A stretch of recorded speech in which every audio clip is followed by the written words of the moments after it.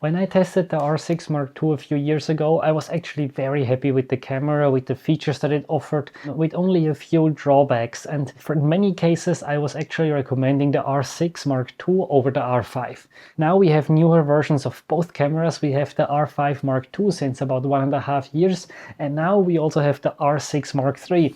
And I have been using this for several weeks now. It has several improvements, for example, a newer and better sensor in my opinion. We have a CF Express Type B card slot that allows a much bigger buffer, or basically longer series of bursts that you can take. The pre-capture feature is, in my opinion, finally usable. And I want to talk in this video about how the camera performed in the field and if I still see some weaknesses. And of course also talk about if it's worth to upgrade from the R6 Mark II or not. So the body looks very similar not only to the predecessor, the R6 Mark II, but also to the R5 Mark II. And I think this is cool that it seems like Canon has arrived at a point where they know how they want to have the layout of their mirrorless cameras, because this means that you can more easily switch between an R5 Mark II and the R6 Mark III, because they have their own strengths and weaknesses. And I definitely appreciate that. One main difference is that on the R6 Mark III you have this manual mode dial and therefore no shoulder display, but most of the other buttons are in exactly the same spot, and it makes it quite easy to switch between these two cameras.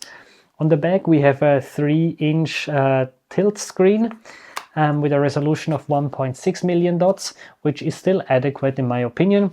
And then we have a viewfinder that has a magnification of 0.76 with a resolution of 3.6 million dots. This is lower than the R5 or R5 Mark II.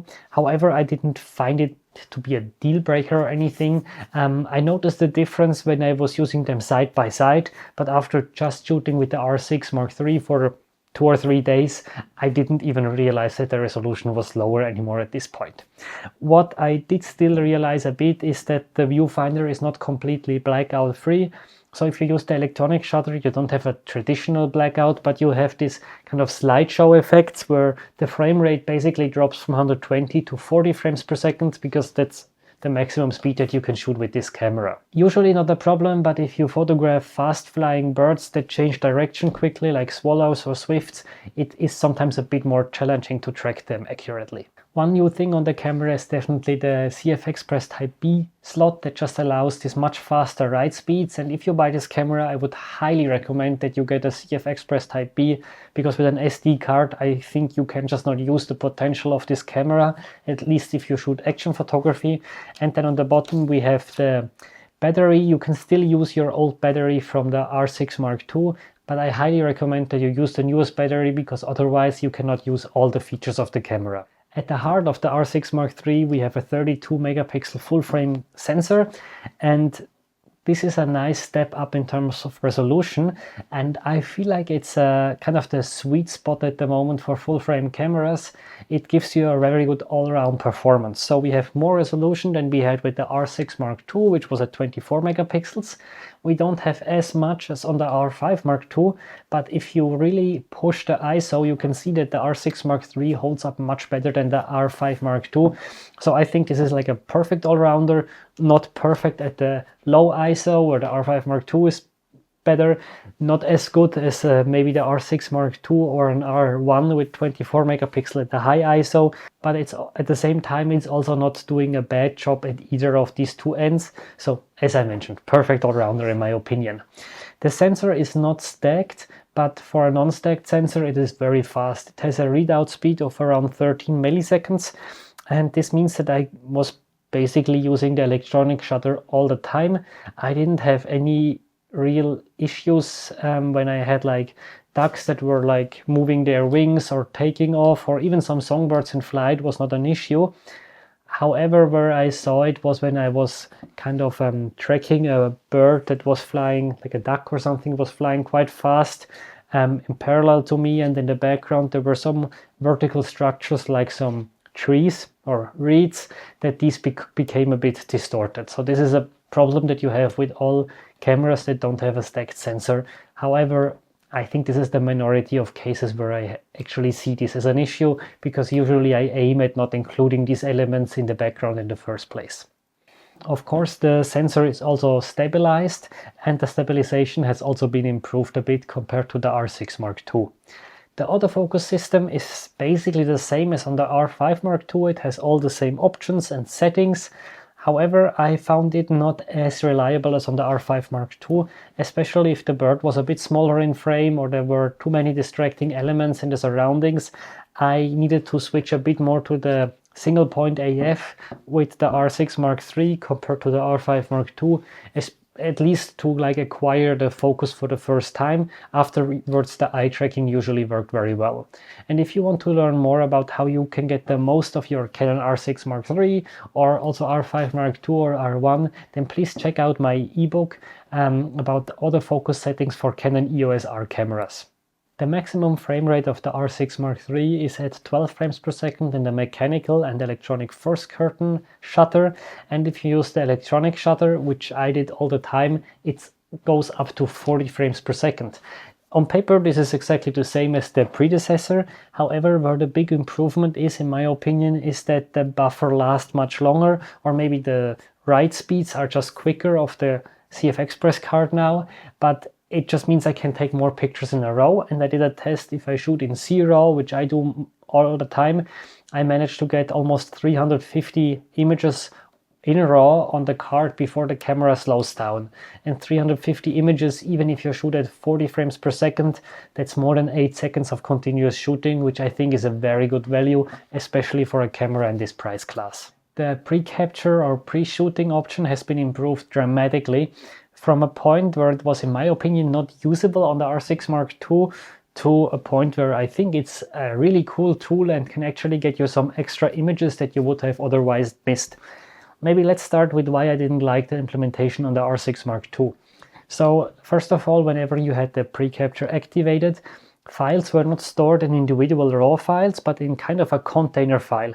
And if you took, let's say, 60 pictures, it wrote all of these 60 pictures in one container, and you then needed to extract each image that you wanted to keep individually, either on the camera or in the software Canon Digital Photo Professional, which was just a pain. And the bigger issue was even that the writing of this single file was only completed once all of the individual files were kind of written into this container, and this always took a while. And until this was not finished, you could not take a single extra photo. This means if I see a duck that is taking off, I shoot a series of pictures with the pre-burst, and then a second duck is taking off, or two ducks start to fight. I needed to wait until the buffer was cleared, and that was so annoying and caused me to miss shots, and this is the main reason I didn't use it on the R6 Mark II. However, this is completely different now with the R6 Mark III. So first of all, each file is a completely normal C-RAW or RAW file, or even JPEG if you want, no matter whether you use the pre-capture or whether you don't use it.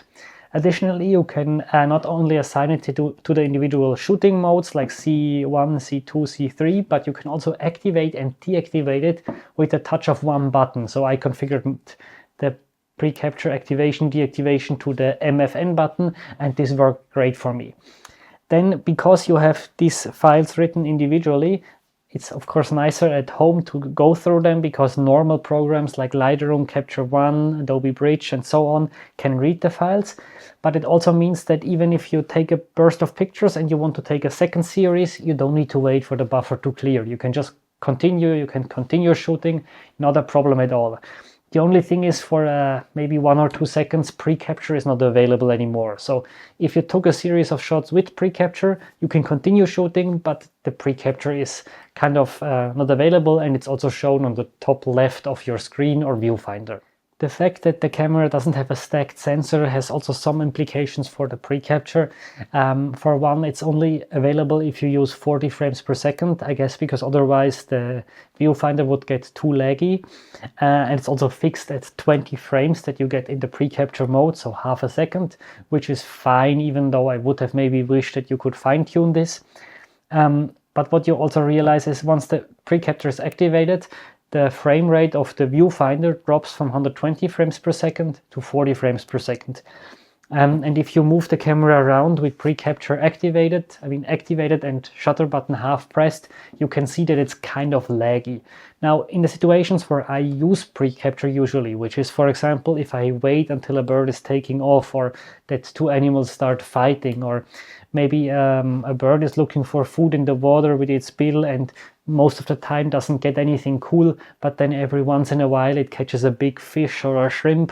These are the situations where I have precapture activated, and there it's not a big issue for me if the frame rate in the viewfinder drops a bit. It can be an issue for fast flying birds like swallows, swifts and so on, but to be honest, these are the situations where in most of the cases I don't have the precapture activated anyway. The R6 Mark III also has some cool new video features. For example, we have this tele light here in front. We can shoot open gate, meaning we can use the full sensor. You can shoot up to 7K resolution with 30 frames per second. If you prefer 60 frames per second, you have 4K oversampled, so with really high image quality, something that the R5 Mark II cannot achieve, that only the R1 can, and I think the R3. Then in 4K, 120 frames per second, so kind of slow motion mode. We have the line skipping, but still we get 4K 20, something I also missed with the R6 Mark II. And if you want even a faster frame rate, you can go up to 180 frames per second if you are willing to go down from 4K to 2K. We also have this false color screen. We have C-Log 2 and C-Log 3. Of course, the peaking, kind of the zebras that we have, and also pre-recording with either 3 or 5 seconds. So in terms of video, there is also some improvement. More or less the only thing I don't like about video with this camera is that for switching you basically need to use this switch here on the left, which is very hard to access if I'm hand holding a big super telephoto lens. We have this red record button here, but this basically starts recording with a program mode, and unlike the R1 or the R3 or R5 Mark II that start with the C3 mode. So you don't have so many options here, so most of the cases I needed to switch here, and this just takes a bit of time.